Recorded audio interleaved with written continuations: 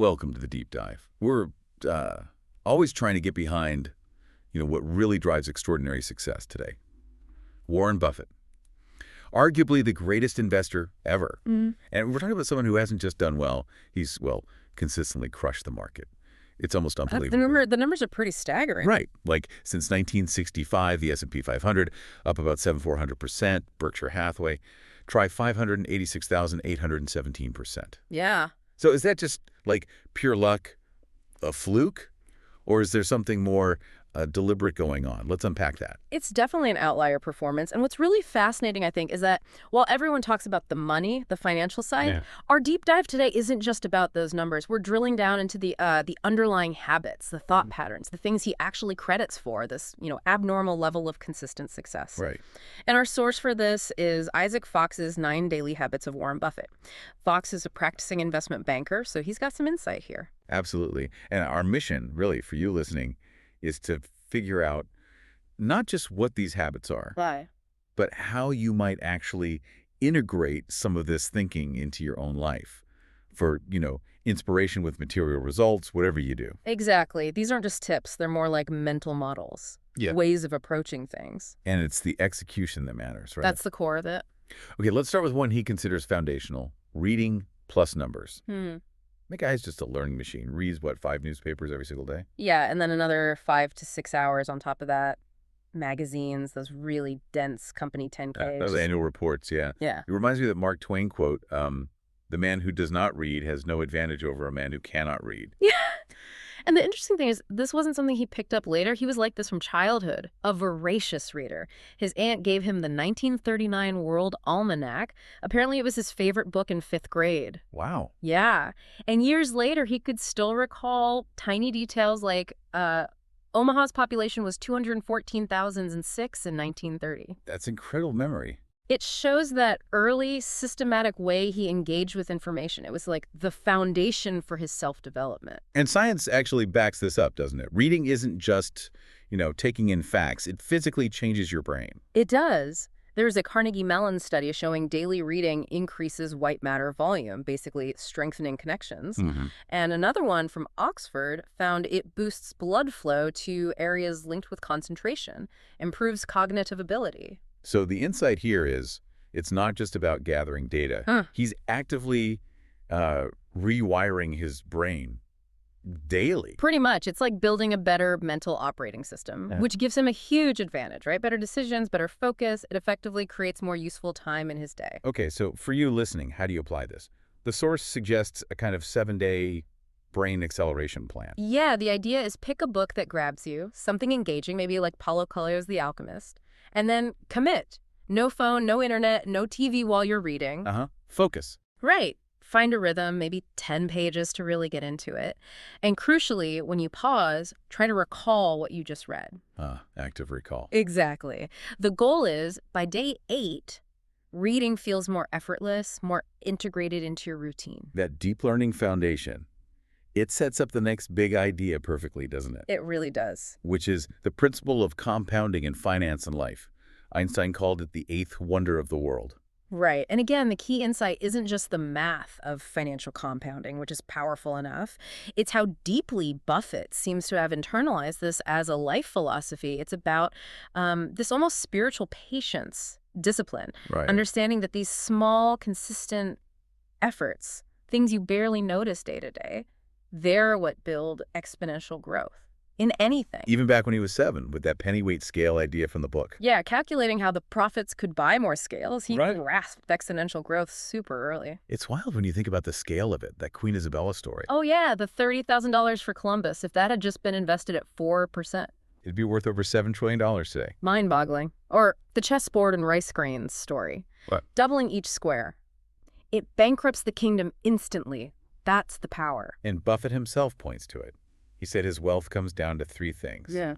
Living in America, good genes for a long life, and compound interest. Yeah. He even applies it to knowledge. Read 500 pages every day. That's how knowledge works. It builds up like compound interest. So for you listening, it's bigger than just money. Absolutely. Consistent good habits like that daily reading, they compound.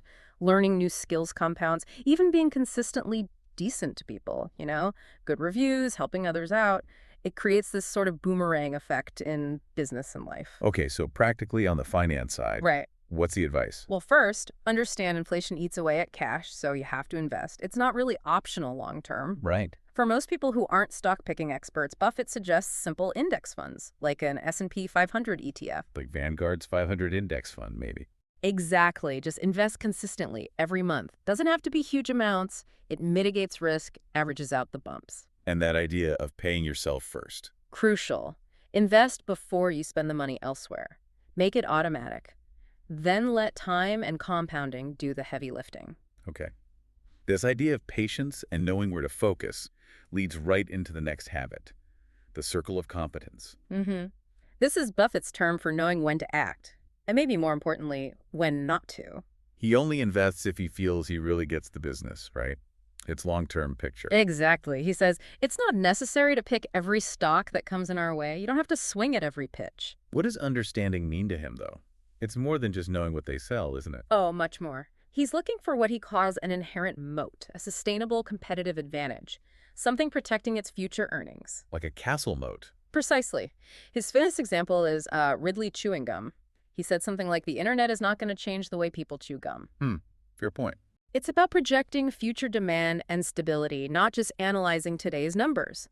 Can you confidently say what this business looks like in 10, 20 years? He connects it to baseball, right? Ted Williams. Yeah, from The Science of Hitting, Williams knew his sweet spot, where he had the best chance of hitting well. He waited for pitches in that zone. And Buffett says investing is a no-called strike game.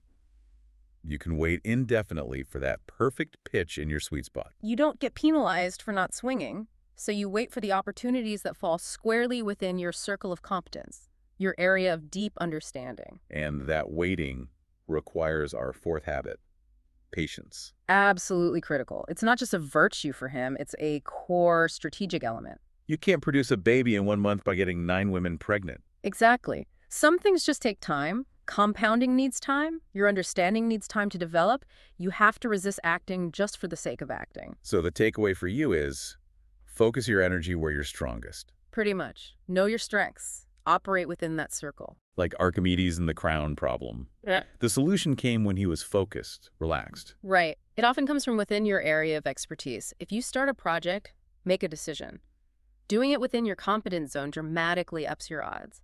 And even if it doesn't work out perfectly, you understand why, you regret it less. Which requires a strong sense of self, leading to the next one, inner scorecard or outer scorecard. Yeah, this is a big one.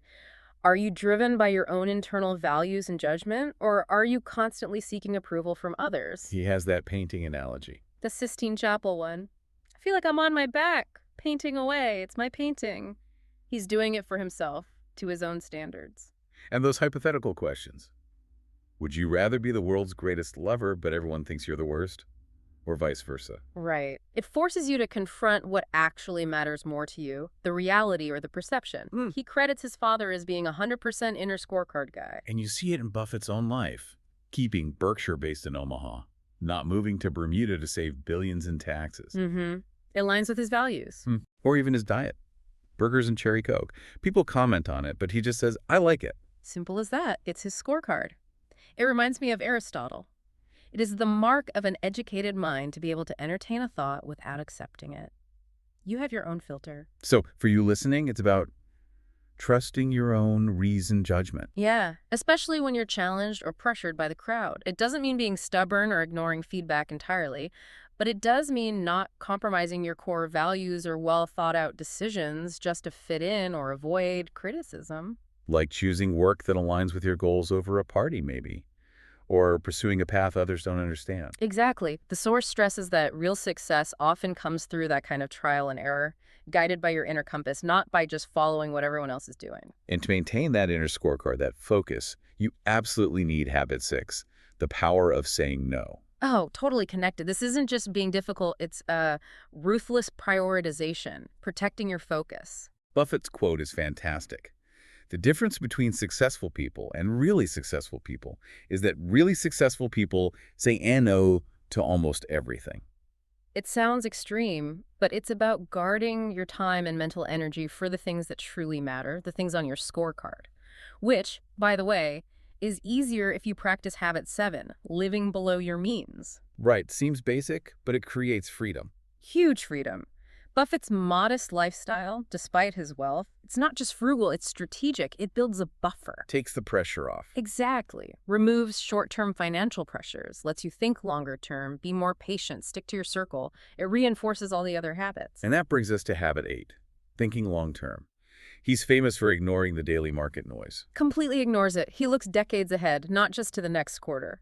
Our favorite holding period is forever, right? Yeah. It's the natural result of compounding, patience, the circle of competence. If you know what you own and why, short-term blips don't matter as much. So for you, it's about resisting that urge for quick fixes or instant results. In anything, yeah. Building a skill, saving money, building a business. Yeah. Real results take time. You need that long view. Okay, all these habits, the learning, compounding, focus, patience, inner drive, saying no, financial buffer, long-term view, they all have to fit into the day, which leads to the final habit, time management. The ultimate equalizer. Everyone gets 24 hours, 1,440 minutes. Buffett, you, me, everyone. So how does he manage it? The difference between just getting by and his level of success must lie in how that time is used. Well, there's his famous 3-step technique, the 25-5 rule he apparently shared with his pilot. Okay, what is it? Step 1, write down the 25 most important things you want to achieve. Your career goals, life goals, everything. 25, okay. Step 2, circle the top 5 most important goals from that list. Just 5. Just 5. And step 3 is, this is the crucial part, take the remaining 20 goals and avoid them at all costs. They are now your avoid at all costs list. Don't spend any time or energy on them until you've achieved your top 5. Wow. Not just lower priority, but actively avoid. Actively avoid. Treat them as dangerous distractions. That's the ruthless focus we talked about with saying no. It clarifies exactly where your energy needs to go. You can see it in how he runs Berkshire too, right? The structure. Definitely. The holding company model means the CEOs of the subsidiary businesses handle the day-to-day operations. Which frees him up. Frees him up for the big picture thinking, the capital allocation, the reading, even playing bridge for 8 hours a week, which he sees as mental exercise.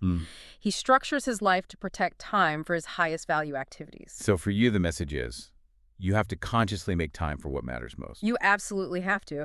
The source talks about this 152 cycle idea, thinking about your week. You have 52 of them a year. How do you structure each one? How does that work practically? Well, say you could steal just 1 hour in the morning before work and 1 hour in the evening, 5 days a week, plus some focus time on the weekend. That's easily 10, 15 hours during the week, plus maybe 15, 20 on the weekend. You've just created like 30 hours a week dedicated to your top goal without quitting your job. 30 hours is a lot when it's focused. It's huge. It's about that persistent effort, stealing small amounts of time daily without fail. That's how you build skills, businesses, anything significant. It requires that emotional commitment to actually do it. So as we wrap up this deep dive on Buffett's habits, the big picture seems really clear.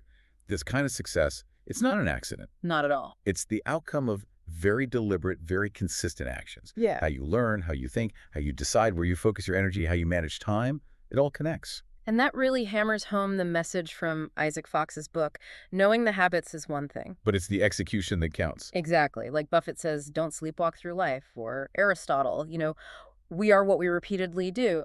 Excellence, then, is not an act, but a habit. Right. So the challenge for you listening has to be, pick one, just one of these ideas. Maybe it's the 7-day reading challenge. Maybe it's trying the 25-5 rule on your own goals. Start today. Find, I don't know, even 30 minutes a day for that most important client you have, which is you. Yeah. And maybe a final thought. If failure and setbacks in life often feel relentless, then why not meet them with an equally relentless focused preparation? A relentless focus on your top 5 goals. Don't wait. Start now. Embrace the journey. Happy learning and... well, great habits. Great habit.